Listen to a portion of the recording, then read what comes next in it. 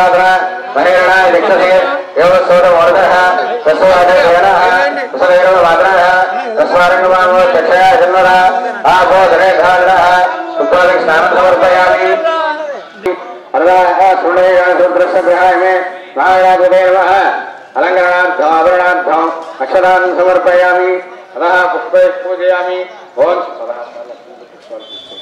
Om Sumukha Invaha, Om Egadanta Invaha, Om Kapila.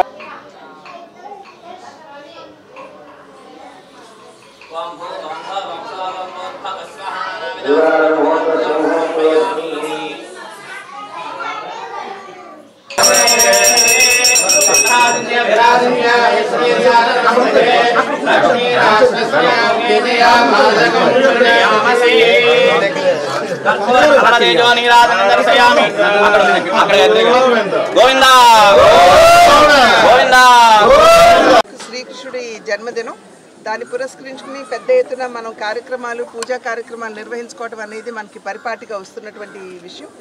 అయితే నిజంగా కృష్ణుడి నుండి స్ఫూర్తి చెందుతూ మనం ఏమి నేర్చుకోవాలి అనేటువంటి అంశం మీద కేవలం మనం దృష్టి కేంద్రీకరించడం మాత్రమే కాకుండా మన బిడ్డలకు కూడా తెలియజేయవలసినటువంటి అవసరం చాలా ఉంది.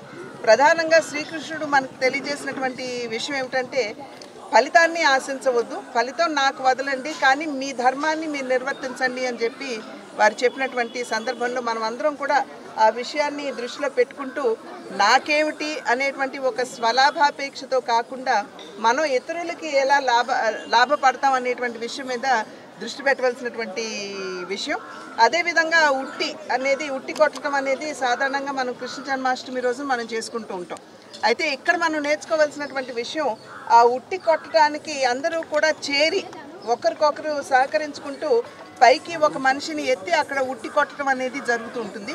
కనుక లక్ష్యాన్ని మనం నిర్దేశించుకోవాలి, ఆ లక్ష్యాన్ని చేరడానికి అందరం కూడా కలిసికట్టుగా పనిచేయాలి అనేటువంటి సందేశం ఏదైతే మనకి ఈ ఉట్టి కొట్టడం ద్వారా లభిస్తుందో అది కూడా మనం దృష్టిలో పెట్టుకోవాలి.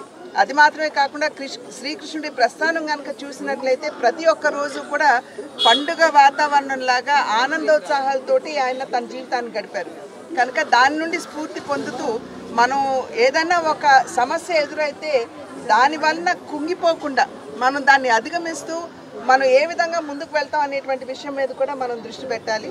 ఇవాళ భగవంతుని అనుగ్రహంతో గడిచిన 5 సంవత్సరాల కాలం ఏదైతే ప్రజలు చాలా ఇబ్బంది పడ్డారో ఇవాళ ఆ యొక్క ఇబ్బందికర పరిస్థితుల నుండి విముక్తి పొందిన సందర్భంలో మనం కూడా ప్రజల యొక్క ఆకాంక్షలు చాలా పెద్ద ఎత్తున ఉన్నాయి. దాన్ని నెరవేర్చడానికి రాష్ట్ర ప్రభుత్వం ముందుకు వెళుతుంది. కానీ రాష్ట్రం ఉన్నటువంటి పరిస్థితులు ఆర్థిక ఇబ్బందులు కావచ్చు, ఇతరత్రా కూడా ఇబ్బందులు ఉన్నటువంటి సందర్భంలో ప్రజలు కొంత సంయమనంతో ఓపికతోటి ఓర్పుతోటి మాకు అదే ఎన్డీఏ కూటమి ఏదైతే అధికారంలోకి వచ్చిందో ఎన్డీఏ కూటమికి మంచి సుపరిపాలన అందించే దిశగా మీరందరూ కూడా మీ వంతు సహకారాన్ని ఓపికతోటి ఓర్పుతోటి అందించాలి అని చెప్పి